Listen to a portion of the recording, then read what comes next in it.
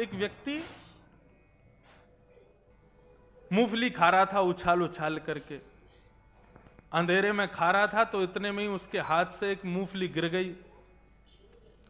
तो मूंगफली को ढूंढने के लिए अंधेरा में वो बढ़िया सुंदर मोमबत्ती खरीद के लाया, मोमबत्ती जलाने के लिए माचिस खरीद के लाया, माचिस से जला करके पूरे गली में ढूंढने लगा कहां गिर गई मूंगफली।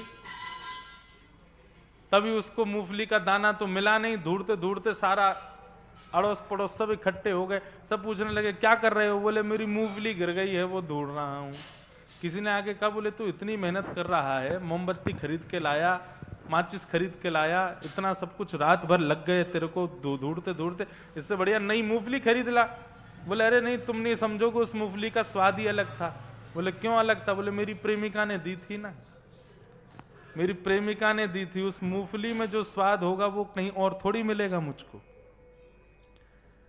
ऐसा ही स्वभाव ठाकुर जी का है। जब प्रेमी भक्त प्रेम से कोई वस्तु प्रदान करता है, ठाकुर जी उसको स्वीकार करते हैं, अनंत आनंद में आके स्वीकार करते हैं।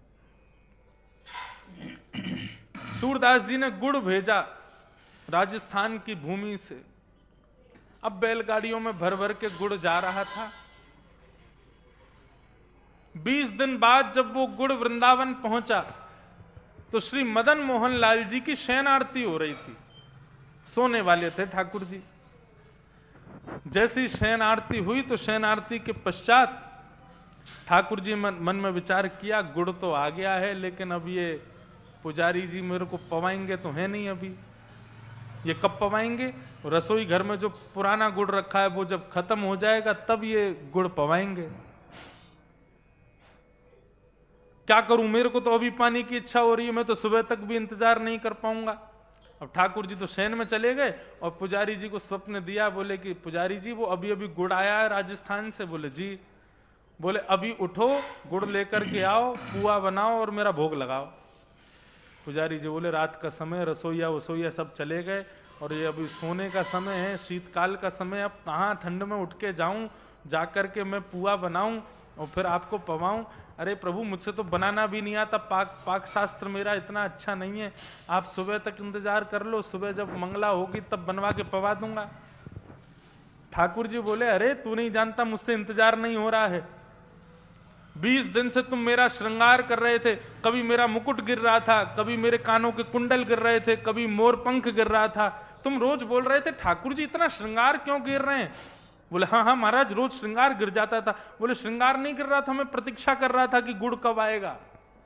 20 दिन से मैं इसी की तो प्रतीक्षा कर रहा था।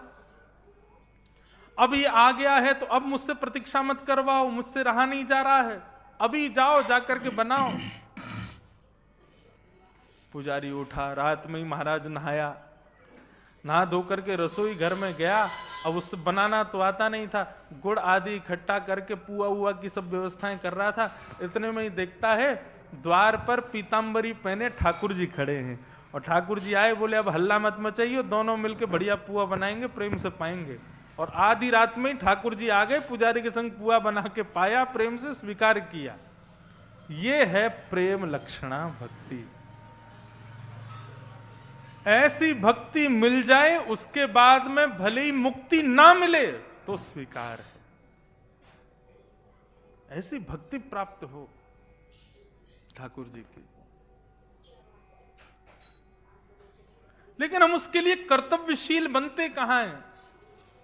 हमको तो सांसारिक सुखों में इतना आनंद आने लगता है, सांसारिक वस्तुओं में इतना हम लोग मजा लेने लगते हैं कि वह ठाकुर जी की भक्ति के प्रति हमारा भाव बन ही नहीं पाता।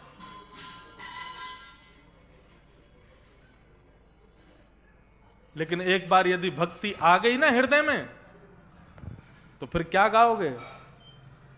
जो सुख पायो राम भजन में, जो सुख पायो राम भजन में, सो सुख नाही अमीरी में, सो सुख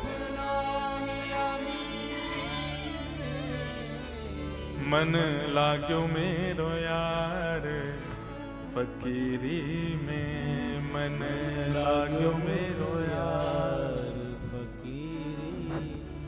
मन लाग्यो मेरो यार फकीरी में, मन लाग्यो मेरो यार फकीरी। जो